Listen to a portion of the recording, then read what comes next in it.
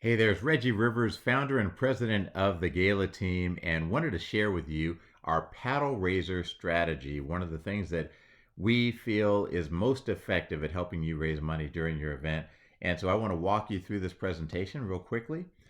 Start off with just to kind of explain our growth over the years and the effectiveness of our paddle raiser strategy has been a big part of that. In 2013, I started the company and did 6 events.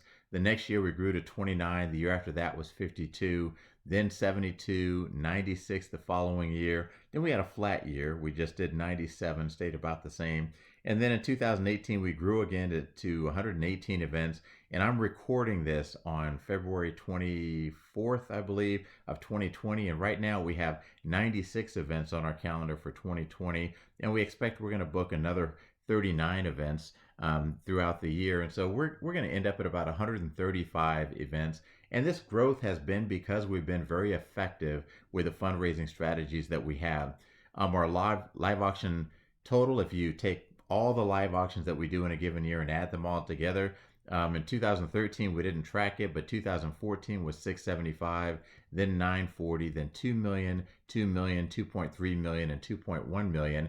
And I anticipate that that number is going to stay pretty stable at between 2 million and 2.5 million because more and more of the organizations that we work for are putting less emphasis on the live auction and more emphasis on the paddle raiser just because of the sheer power and potential of the paddle raiser. So our paddle raiser growth, again, we didn't track it in 2013, but 2014 was 872. We nearly doubled in 2015, more than doubled in 2016, nearly doubled again in 2017, then grew to 8.8 million in 2018. And if you recall, those were our flat years. From 2017, we did 96 events. In 2018, we did 97 events. So virtually the same number of events, but we raised $2.8 million more because we have gotten better and better at executing this paddle raiser strategy. Then 2019, we raised a combined $12.6 million. And so we've seen the growth of the paddle raiser, and we understand this is where the real potential is with your audience. Everyone in the audience can participate in the paddle raiser if you create the right environment, the right team environment, and recruit them in. Overall, in our fundraising, we've raised a little over $10 million in live auctions and a little over $33.5 million in paddle raisers since 2013. Okay, so I want to walk you quickly through the actual technique that we use. The first thing is that you have to have a mission moment, and that is a personal story that happens right before your paddle raiser.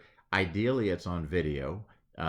Second is to have somebody on the stage telling their story, but you want to make this as personal as you possibly can. So make it about one person or one family or as small a group as you can. And just remember that human beings don't donate to statistics. Human beings don't donate to causes. Human beings don't donate to organizations. Human beings donate to people.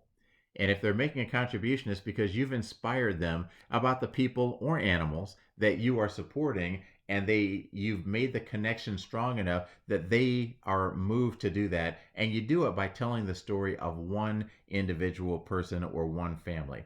The second thing you do, our auctioneers, when they take the stage, they're going to ask everyone to raise their paddles to take some pictures to put on social media.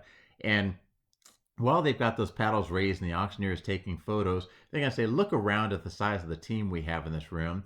Individually, any one of us could only do so much, but together as a team, we could make a big impact. Now, the purpose of that is multiple. One, we want to get compliance from the audience. The auctioneer is stepping on stage saying, hey, I want to ask you to do the very thing that we want you to do for money in just a few minutes. I want you to do it right now for free, which is raise your paddles. And so we're getting everybody in the audience to comply with the thing that we want them to do.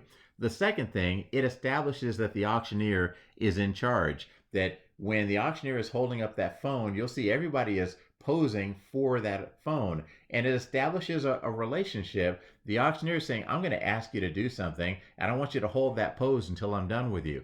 I'm going to ask you to raise your paddle, and I'm going to ask you to hold that pose until I get to you and I read off your paddle number. And then we're trying to introduce the idea of teamwork. We've learned that a paddle raiser does best when the audience is a team of people, not just a group of people. And so we want to plant that seed early. Look at the size of the team that we have in this room. Individually, you can only do so much, but as a team, we can do a lot together. And we're going to return to that team theme throughout this paddle raiser strategy. A plant or a lead giver. You need a lead donor, and you need to know at what level that lead donor is going to come in. And then we want to start exactly one level above that lead donor. We want to start at the level where, yeah, we think it's going to be crickets. You have a lead donor at 10,000. We're going to start at 15,000, and we're going to do that for a specific reason I won't get into in this particular video, but there's a purpose for doing that. But then we need to know our lead donor is coming in at the $10,000 level. That is the person who's the role model, who is the leader of the parade of your paddle raiser, and you need to know who that is and at what level he or she is going to give. It's okay for them to be anonymous if they want to be, but it's far better if you can say, thank you, Mr. and Mrs. Smith, for your continued support of this organization, because anybody who has the resources to give at that level is known by other people in the room who also have those resources. And so it's important that they recognize the person who's giving that, and you recognize them. If you just have somebody on your staff raise your paddle, all the people who are in the room who have the capacity to give, some of them may know that that's a staff member. They'll look over and they'll say, what's that about? This isn't real. So you want to make sure it's a real gift, is coming from a real supporter, and that this supporter hopefully is willing to let you say thank you to them in person, say their name, so they can be a role model for everyone else. Another thing we're going to do, at every level, we're going to ask for a few more donors anytime we're close to a milestone. If we had 17 people just give $1,000, well, we're going to ask for 3 more people at 1,000 to round it up to 20. If we had 10 people, or I'm sorry, if we had 14 people who gave at $2,500, we're going to ask for one more person to get to round it up to 15 people. And what we've learned from that is that this is a team kind of thing, that we're asking you to join the team to help us round up to this number. If we just round up a little bit at every level whenever we're close to some kind of milestone, we will raise tens of thousands of extra dollars, and the audience is very receptive to this kind of request to ask them to round up. They almost always respond in the positive. Then we're going to introduce a concept called gentle guilt. For the most part, we believe your paddle raiser should be about inspiration, about wanting to make a difference and wanting to be part of the team. But we will apply just a tiny bit of gentle guilt, typically 3 levels from the bottom of your paddle raiser. So if your last 3 levels are 500, 250, and 100, then at the $500 level, we're going to say, hey, if you came here as a guest of someone tonight and you didn't have to pay to get in, we hope you've enjoyed your meal. We hope you've enjoyed learning about this wonderful organization, but we hope that you know this organization means a lot to the person who invited you. As a tribute to the person who invited you, we would love it if you would donate at one of our last 3 levels, $500, $250, or $100. What this does, it basically prompts all those passengers of the event. Passengers are people who come to the event with no intention of making a donation. They don't have a deep connection to the organization. They don't know that much about it. They don't feel any obligation to give.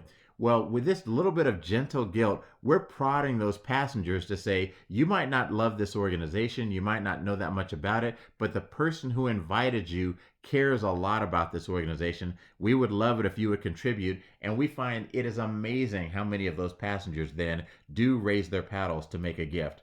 And so here's our paddle raiser technique at a glance. You start with a mission moment as personal as possible, taking photos of the team as prompting them and getting compliance. You need a leader of the team to be who's going to lead off your paddle raiser. You want to ask for a few more at every level, and you want to introduce the gentle guilt 3 levels below the bottom. There are a few other things that we do when we get on the stage, but these 5 things are really what you need to understand about our paddle raiser strategy. We appreciate the opportunity to work with you, and we look forward to helping you raise more money at your next fundraiser. Thank you.